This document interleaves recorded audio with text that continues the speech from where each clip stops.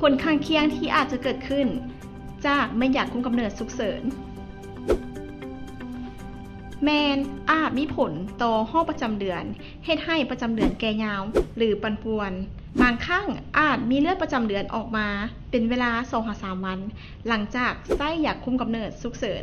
และในระยะ 2-3 มื้อหลังจากใช้ยาคุมกำเนิดฉุกเฉินไปแล้วอาจมีอาการเจ็บหัวเวียนหัวปวดหากเจ็บท้องเจ็บเต้านมและอาจให้มีอาการอ่อนเพลียได้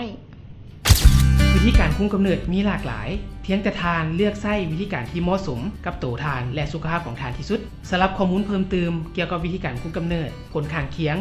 และสถานที่ให้คำปรึกษาทานสามารถกดติดตามและรับรู้ข้อมูลอยู่ที่ลิงก์ด้านล่างได้เลย